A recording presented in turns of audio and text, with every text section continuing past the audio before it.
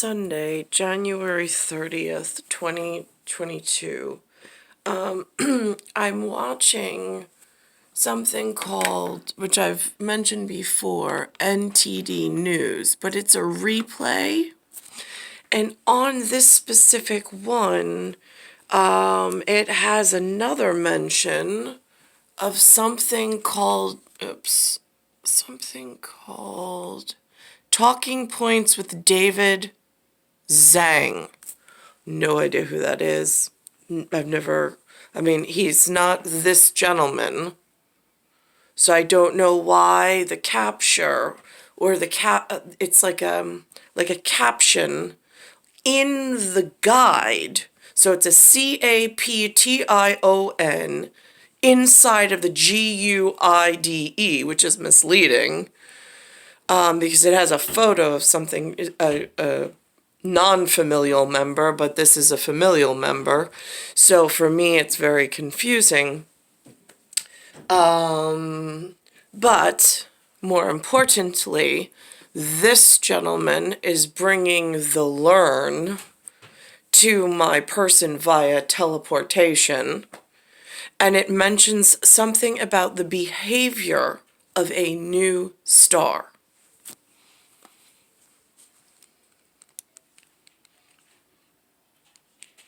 Scientists have detected what appears to be a star, but its never-before-seen behavior is drawing questions. They suspect it might be an exotic astrophysical object that until now has only been a hypothesis. Scientists say it emits light pulses at an unusual rate. The astronomer leading the study called its visible brightness shocking. The object was first spotted using the Murchison Wide Field Array Telescope in the Australian outback. Researchers observed it for 2 months. Now, in this area, where I'm experiencing the highest amount of light, even with the shades drawn, it still comes through, and if I put the shade up, it destroys the light field that I'm trying and shadows me weirdly. So what I do is, even though you can see, there's the light. So what I'm trying to do is I'm trying to close the shade only while I make the video, because otherwise it casts a weird light into the room and then makes cinematography or videography, whichever, very difficult. It's not that I'm afraid of the light. I mean, you humans come up with all sorts of ridiculousness when you're guilty about something else. All right, so I've got this going on, and I have never in the state of New York, in my life frame since I've been here, ever been introduced to any type of telescopy. I don't know who has these telescopies. I don't know, like, the contracts, who has the equipment. I'm sure there are a whole network of scientists that discover and then publish about things. I hear that that's how you work your craft or your industry on a, not infomercial, because then that gets weird with endorsing and sponsorship, and it might be altruistic from the scientist's point of view, but again, you're not born with a silver spoon of some sort or whatever, and then it gets messy. But the message itself, I mean, I don't know. And then there's what I call the MaxiPad internet, but even that has such a skew on it that it's my only, I don't use it. I don't enjoy it. I would have preferred to be in a network that could confirm these things rather than having to look it up on the internet myself. I mean, this is really dangerous, serious health consequences. Serious. And yet I've been held in a position, or brought into a position, that I never wanted, and in some desolation, isolation from humanity. Because some monster and some animal had an argument, and they're apparently very successful. But somewhere between a human and an alien, I have somebody that loved me at one point. I just don't know where he disappears to and what could possibly be in his way. Months in 2018, that's when they noticed it unleashed huge bursts of energy, roughly 3 times per hour. Now, these, I don't know, I don't have the background to what these pertain to. I do not know if these are CERN discoveries, CERN, that one should be concerned about for planetary placement and alignment if a planet gets knocked off course or off orbit, or the geometry around the planet starts to change the biological interactive nature that puts the human at risk and in harm's way. This says, what does that say? Normal something or other. This says discover object. So it went from this to this. And now it's at discovered, another discovered object, possibility 2, possibility 1. But in possibility 1, these rings right here, if it's making a, like, here is a sphere, that's a perfect sphere. If that is how these rings are supposed to perform, this might be now, is what it feels like to me, perhaps in more of an egg shape, with the rings being at alternate distance, alternate magnets working against one another to pull the perfect sphere of uniformity and conformity into almost a radicalized, non-conforming circle. And the concentrics are not these concentric circles that rotate around the center pivotal piece, now all of a sudden become erratic and start to malperform. And then this, I don't know if this is tilting into a dangerous position that is creating something along these lines. Again, I know what I feel, I know what I witness, I know what I've documented. I am just, because I have no interaction with humans whatsoever other than Linda and Lou at this point, and little communication with my children who are not prepared for this level of astrophysical conversation and metaphysical way of explaining things. I mean, they might if I had a reason in order to speak to my children about it, but the schooling here does not give a vocabulary or a vernacular for anything along this lines. There's no teaching of the stars or the planets or of your health in relation to some form of cycle. There's none of that here. There's also, all it is, like all I've heard in the last 3 decades, or really mostly the last 2 decades, it is all about this new storyline of it, like slavery is just taken over. That word is so bombastic and abused, slavery.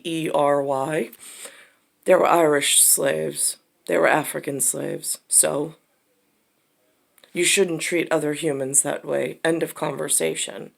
I don't understand why it's got so televised and gotten so emotionally charged when there are more important things, like the planet is off of its orbit and it's affecting the way that humans work in nature.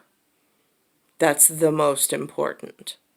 But yet in my part of the world, the children of ear things don't want to listen, and it's broken out into some kind of like competitive teleportation messaging system, which is really creepy and gross when you take into account what the politicians are giving agreement of some sort with and changing the narrative completely.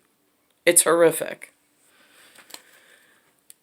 Study leader Natasha Hurley-Walker says pulsars emit energy a few times a second, while exploding stars change over the course of months. The couch potato in my neck of the woods, being New York and Bayside Station, have never even heard of this. So when this comes out, I mean, I'm trying to grapple with it and grab onto some portion of it to explain in my own words, but this I get, and this I get, but the words that this Natasha woman that he's speaking of uses in her doctorate way of doctoring up something we've never been taught. So I don't know how to recapture, like, no, it's real, and it's a real problem. So finding a star that gives off energy at this interval was unexpected. Scientists previously thought if something like this did exist, it would prove impossible to detect. So that was previously thought by the humans that it would be impossible to detect. But what I've been doing is collecting data that is showing. I mean, I put my hand up the other day, and the density of my image on camera became almost like a ghosted image. And that's supposedly natural light. That's what we're existing in at the moment. There's no like extra camera tricks. There's no equipment outside the window. This is the residence that I've been stuck in since I was an infant. Then we were able to get away for a little bit, and then back as a teenager due to all of the sociopathic acclimate that's been transpiring in New York and elsewhere that I don't have record of. Some people might feel uncomfortable coming out to... All right, I'm going to pause this for a minute. Actually, no, I'm going to stop that. I'm going to do a neutrality. I'm just going to put it up as this.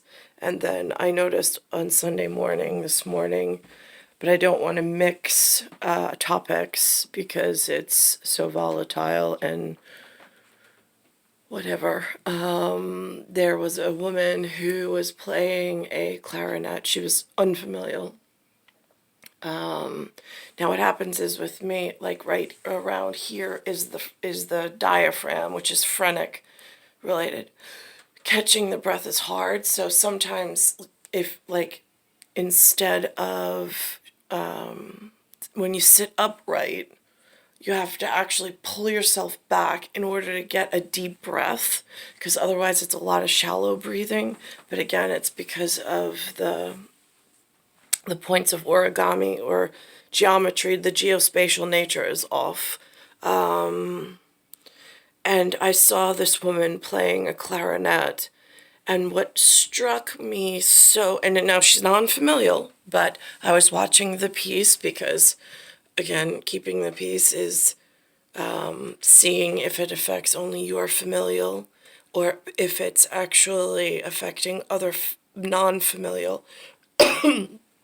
And I noticed that she, not to shame her, but she is a bloated character as myself, as I am.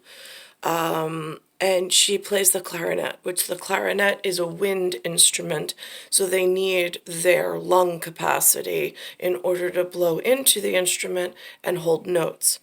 What I noticed about this woman was when you see like the when I've looked at the normal Philharmonic style musicians, or anything in like a orchestra, whatever, when they show them, they're always like I call it razorback, but straight back, razorback, shoulders back, and then they sit upright, but in a 90-degree angle with their feet out, and they play the clarinet.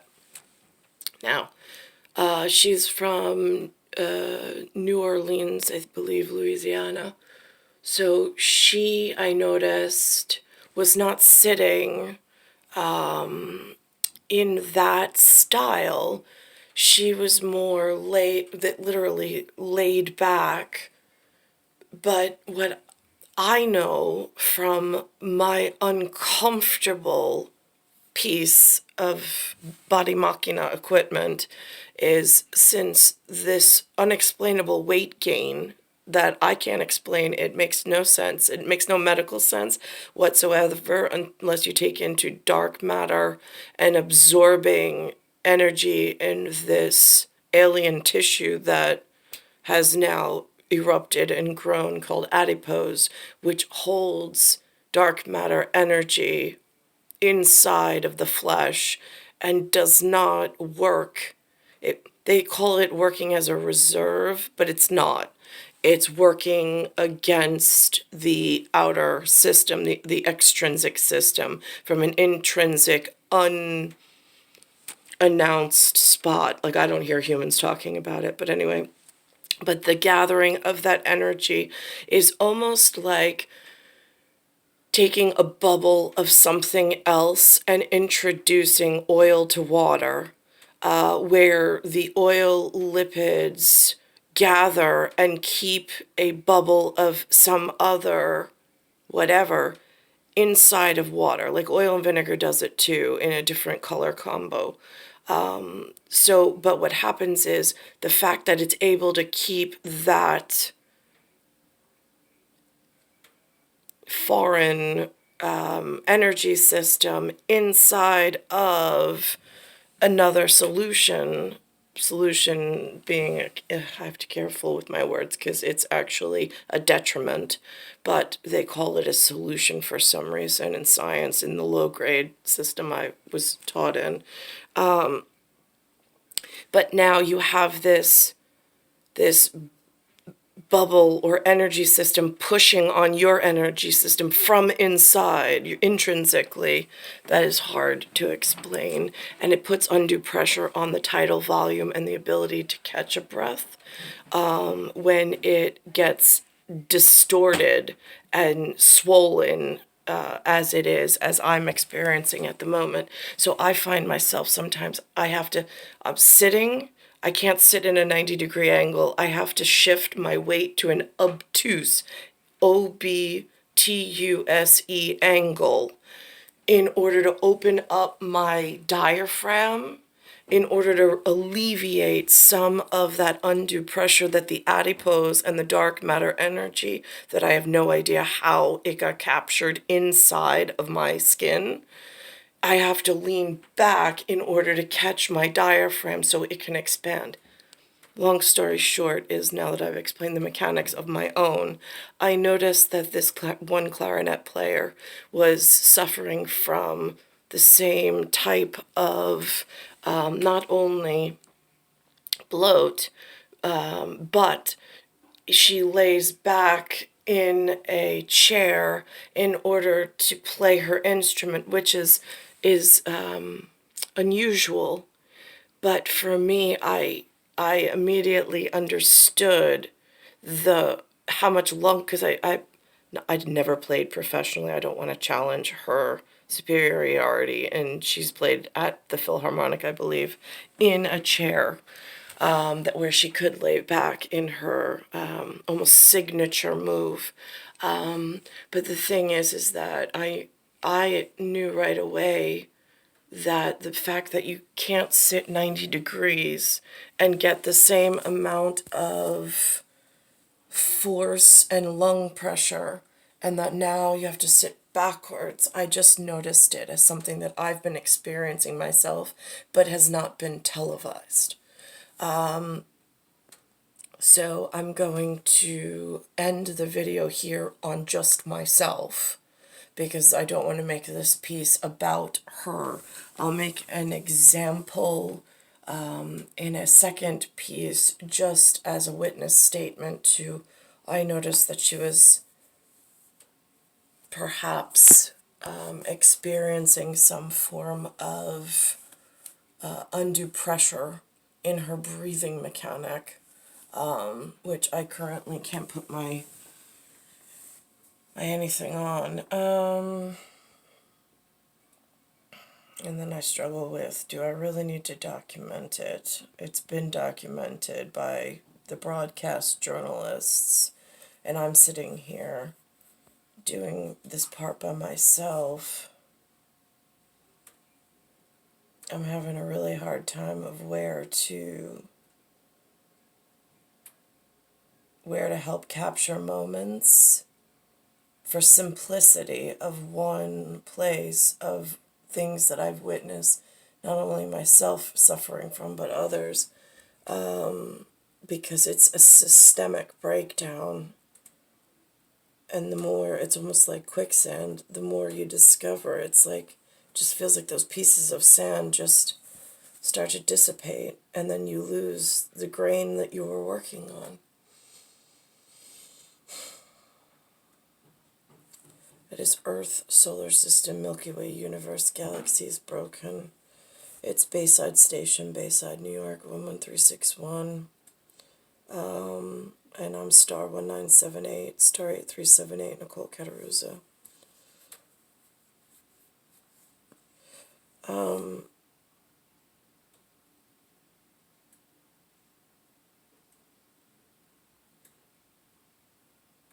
One other thing is really bothering me this morning.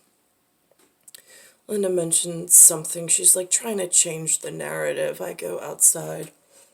Today's Lou's birthday. And she says to me, she keeps saying to Lou on the phone, like, Nicole, depends on her multiple personalities because she's yelling at the TV. No, I'm not yelling at the TV, Lynn. That's not accurate. And no, Lynn, I don't have multiple personalities. If you're talking about the fact that sometimes I come out and try to make you laugh or make the room more hospitable by becoming some form of entertainment in the moment to deflect the amount of hatred I have for you and that you have for me, then perhaps. But it would almost be like calling Nicole Kidman, who's an actress, like mentally deficient, because she's able to portray different character types in such a diverse way. She's just an in-depth actress, so talented. That is all. I mean, that's the way that Nicole Kidman is portrayed and seen, not as though she harbors or holds these multiple personalities. But Linda makes it seem so insidious and malicious in such a neuphoric way that it's the connection to whatever's broken that then she pulled me into, which I hold her accountable for.